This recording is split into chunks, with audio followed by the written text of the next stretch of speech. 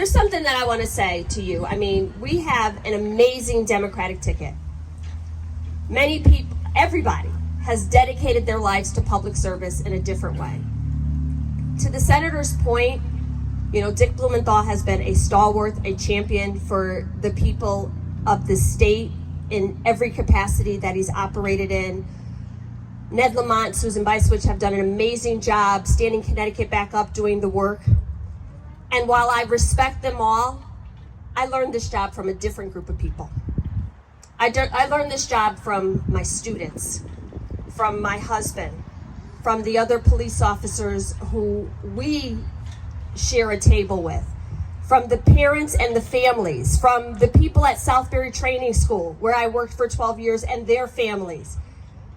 I read in the paper the other day, someone wrote, I don't even know who it was, but wrote an article that she's still learning because when she walks in a room, she doesn't know who she's supposed to talk to. I know exactly who I'm supposed to talk to when I walk in a room. I spend time with the people serving the food, and the people opening the doors, and the people who say, oh my God, it's you. Can I just share with you something that happened to me? And I spend the same amount of time with them that I spend with the highest elected officials, because those people matter to me. This job, this work is about being the representative that I needed for someone to be for me, about having a voice and being able to enter the room and be part of the conversation. I was in Meriden a couple days ago at the Boys and Girls Club, and I walked through and I heard all of these little kids say, oh my God, it's Jahana Hayes. That's Jahana Hayes. And I turned around and they had to be 6 years old. And I ran back over and I said, what do you know about Jahana Hayes? And they said, she's our Congresswoman. And this little girl looked up at me with the biggest eyes ever and said, oh my gosh, she's real. I tell that not because I think I'm like some mystical superhero, but because kids are paying attention, because representation matters, because the voice of everyday Americans have to be included in this conversation, because for far too long, the oxygen in the room has been sucked up by special interest groups, by the largest corporations, by the wealthiest people in different communities. And we have the unique opportunity of being represented in this district by a person with a whole lot of lived experiences, by a person who needed for government to work, who benefited from working government and now is committed to making sure it works for everybody else. I told you over and over and over again, I know what happens when government works because I am what happens when government works. And if you don't care about any of these issues, if nothing that is on the ballot is important to you today, wait for it, because it's coming. Everything that we care about, all of the people that we love, everything that we hold dear about this country and our place on the global stage is at stake in this election. I am going to be the congressperson for everybody in every community. I don't care if it's the farmers or if it's the nurses, if it's the teachers or if it's the small business owners, if it's the single moms or the unemployed people who have no idea how they're going to stand on their feet again. I'm their congressperson too. So this idea that groups of people are being pitted against one another, and the value, the human dignity that people bring is being weighted in this conversation. Let me tell you something. I say it all the time. When I was a teacher, I learned how to love other people's children. I learned how to stand in intercession for other people's children. I learned how to speak up and fight for other people's children. I learned how to carry the weight and the burden for people who could not do it for themselves. As your congressperson, nothing has changed. I have learned how to legislate for other people's families, for other people's issues, for the things that you care about, for our veterans, for our service members, and you taught me how to do that. You all taught me how to do that. Over the last week, my faith in people, in humanity, in the democratic process, in everything that we hold dear has been uplifted, and I have been reminded that it is the people who ultimately decide. I have had canvassers, phone bankers, donors, people calling, what can we do? Teach me how to help you. As a civics teacher, this is my Super Bowl. I am game ready. We are going to get out the vote. I am going to be unapologetic, continue to be unapologetic about helping the people, speaking up for the people, advocating for the people who will never have the agency or the advocacy to do it themselves, and rallying the people who do to join me in that fight. So that's what I'm doing over the next 48 hours. I am so excited. I am so excited because they can't take this. This works. This system that we have, it does work. And it is designed so that when it doesn't work, it is perfectly imperfect in such a way that we have the ability to go back and take a vote and fix the things that don't work. The goals of this nation were to strive to be a more perfect union, not perfect. And anybody who tells you it's perfect, that there's no improvement to be made, does not understand the Constitution. If you were in my class, you had to learn the preamble, and you know all of the things that we do. All of the things that we do. Establish justice, ensure domestic tranquility to ourselves and our posterity. If we are not preserving and protecting our environment, our communities for the next generation, then we're all doing it wrong.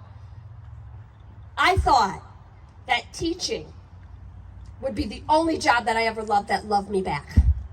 And I can tell you, my first couple months in Congress, it was some unrequited love. It was definitely some, but now I feel so good and so proud of the work that we have been able to do on behalf of the people, of the legislation that we were able to pass in the middle of a pandemic when 1 million people died in every community, all 169 of them. In the state of Connecticut, were reaching out saying, we need help. When schools were closed, and I said, I want to open them safely, so that requires the resources. Let's take a vote. Let's do the work. Let's make sure people are fed and kids don't go hungry. And all of these things happen, not only while communities are recovering, but even afterwards, through the rescue and the recovery. So they could put, meaning the Congressional Leadership Fund, could put another $7 million behind the $7 million that they already put in ads to convince you that that was wasteful spending. But I'll tell you today, like I would have told you a year ago, if I had the opportunity to take that vote again today, I would have put that card in that machine and pushed yes. Because the people who were helped in this community matter to me. Matter to me. I am so incredibly blessed to be the representative of this district, where no matter what community I'm in, I don't care what the maps say, what the pundits say, what the track record of previous elections say, every community in all 41 towns, I could go in and have a conversation with a real person about the issues that matter to them and tell them why that same issue matters to me. And even if we disagree on the solution to it, humanizing the issues and letting people know, I hear you and I see you. I'll finish with this. I was driving through, and I hope this man isn't watching because I don't want to prompt him to vote now. And he said, are you Jahana Hayes? And I said, yeah. He said, I hear so much about you. I just wanted to meet you. He says, I'm a diehard Republican and I'll never vote for a Democrat, but all of my friends, all of my buddies tell me how good you are. They can't talk enough about how good you are. And I said, well, what would you like to see from government? And he tells me some issues, and I told him where I stood on those issues and how I voted to support those issues and the significant work that I've done on those issues, one of them being veterans issues. And he looked at me and he was like, oh. I said, well, you still got 3 days to change your mind. This was yesterday. You still got 3 days to change your mind. But I said, I'll take the civility and the decency for now. Because we parted ways. He wished me well. I don't think I got his vote yet. But I said to him, I'll take the civility and the decency for today. That's what's at stake. Of all the issues that we just talked about, like the president said, character is on the ballot. 15 years I stood in front of kids and I told them, you are responsible for your words and your actions. Don't worry about what's happening around you. The one person that you can control is yourself. And I have tried with deliberate intent, with a whole lot of praying and a whole lot of grace, to keep it clean in this race. The contrast could not be more clear. The contrast could not be more clear. But at the point where I'm taking the gloves off is Tuesday, because we need to win with margins so big that the theme song of Rocky will be playing out of every town hall and every polling station, because that is how we express. That's how we make our choice. We don't climb up the buildings at the Capitol. We don't plan an insurrection. We don't deny elections. We don't run nasty ads. We vote. That's what we do. On Tuesday, what are we going to do? Vote. Warmed it up for you, Dick. Thank you so much. We need your help. I see our senior senator just got here. I appreciate you. I appreciate the work that you've done. I appreciate you being out here on a Sunday. Some of the same people, some new people. I appreciate your commitment to democracy and to just democratic values. I appreciate you for aligning in our values and showing up to make sure we get this done.